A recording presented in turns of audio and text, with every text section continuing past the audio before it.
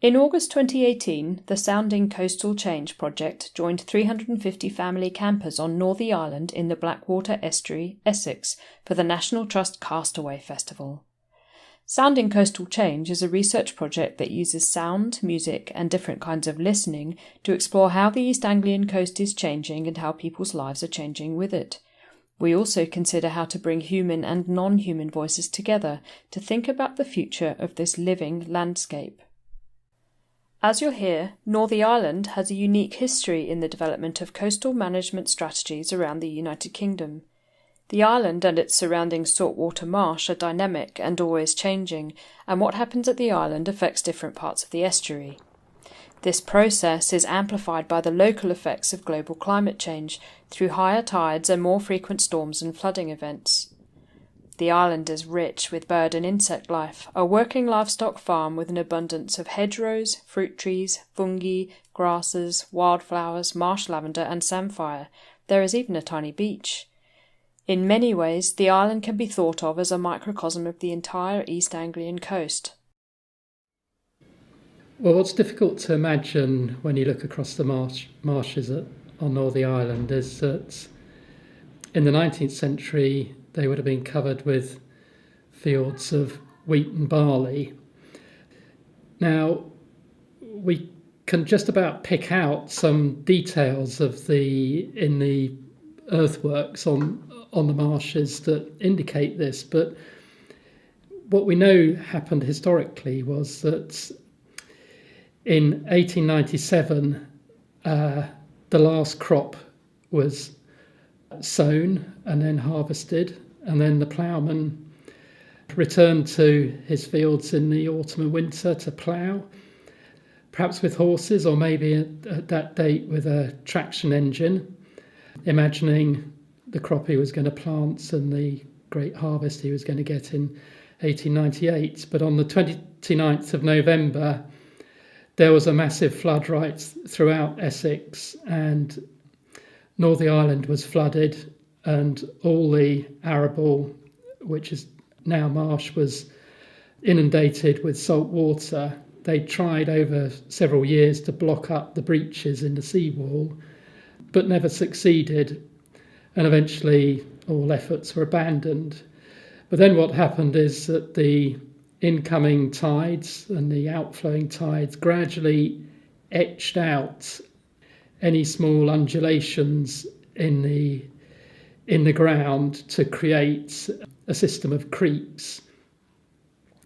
And when you stand up on top of the sort of tower house on Northey Island and look across the marshes, the creeks are rather strange because they're actually straight, and this is where the water has etched out the furrows from that last ploughing in the autumn of 1897. So that last ploughing is still preserved over 100 years later. But it just shows how, as an archaeologist, you can trace even sometimes features which have been created over hundreds of years, but in this case a feature which was created in one day, in one year, and we know precisely when. That's very unusual, but it's amazing to think that such transient things can survive for so long and be etched into the landscape.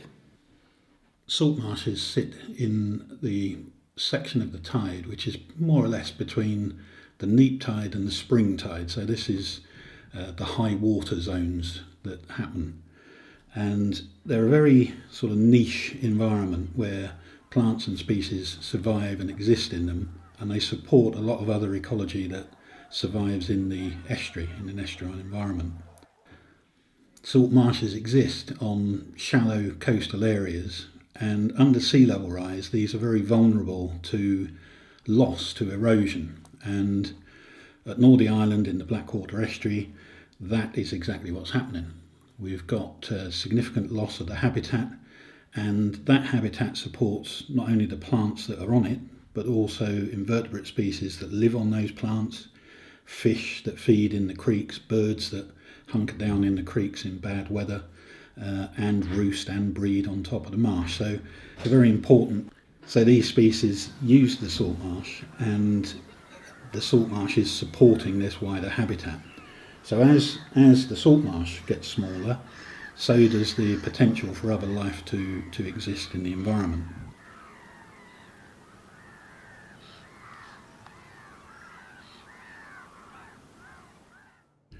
So what we're trying to do is to manage that habitat so that it survives and exists into the future. And one of the ways that we can do that is by applying managed realignment.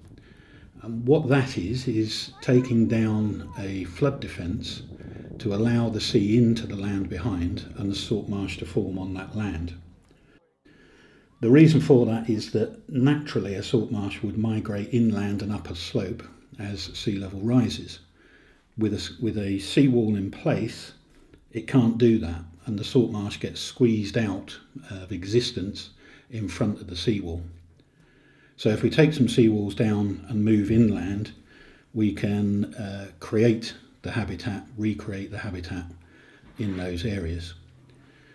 One of the things with this is that how you approach it can be done in various ways, but the reason to manage this process and not just let seawalls fall down is that the functioning of the marsh is very different. The natural functioning of it is very different when you allow a seawall to fail versus deliberately managing and designing the way that the sea comes in. And what we find is that where there's failed seawalls, the habitat is less diverse, it's about 10% less diverse, and the places where it's managed, we get a richer, wider assemblage, and it's much more like a natural system. So on Northey Island, the very first managed realignment was undertaken back in 1990, and that was monitored for some time by the government regulator to see how it developed, and indeed it functioned very well and is now still visible there. It's about 1 hectare in area as a healthy section of salt marsh. The remaining salt marsh around the island is under pressure, and that's because it formed mainly behind a failed seawall, and so it's deteriorating over time.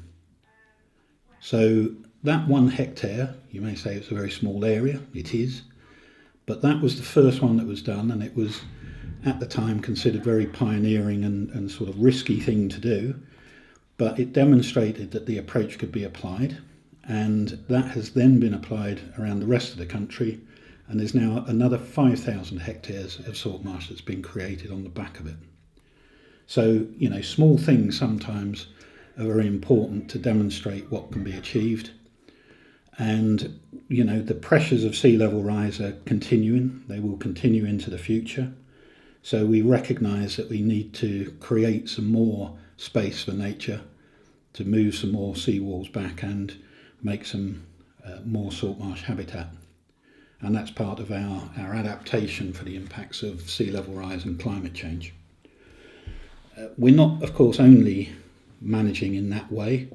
We are also trying to manage sections of marsh to improve their health where they are at the moment. And we're doing that by beneficially using dredged sediments in order to raise the salt marsh areas so they can keep their heads above the rising tides. And if we take no action, we're pretty clear, and we see from all the evidence over the past few decades where things have been recorded and monitored, that we will lose all of the salt marsh around Northey Island if we do nothing. So we're trying to take steps now that will allow it to survive into the future and for the next 100 years. As tiny as it is, Northey Island in Essex has changed the way coastal landowners and managers around the United Kingdom plan for the future in the short, medium and long term.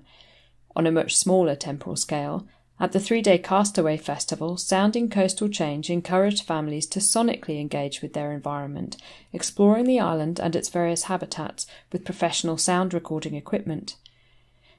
These new sound recordists then curated the sound world of the island by choosing the sounds that meant the most to them and best represented their experience of being castaways.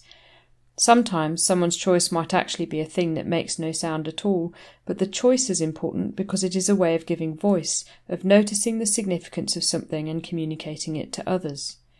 Those carefully chosen sounds form a sonic map of Northey Island.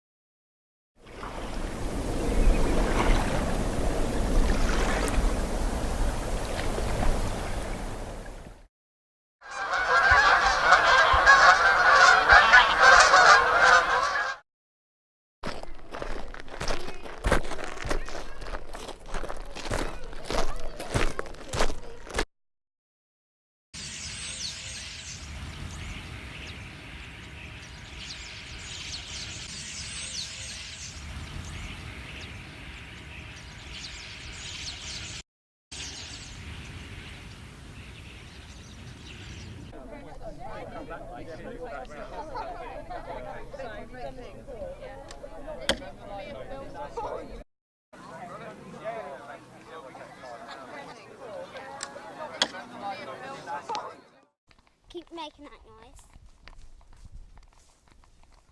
Keep making.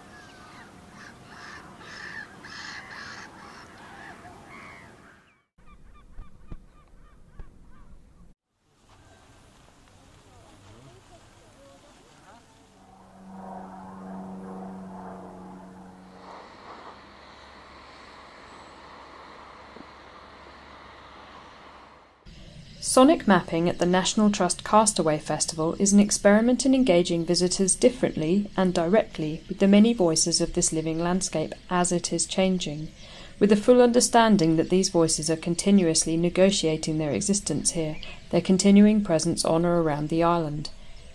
Curating the sound world of Northey Island is a way of articulating what people think matters, and, perhaps, of revealing what we have yet to consider or notice.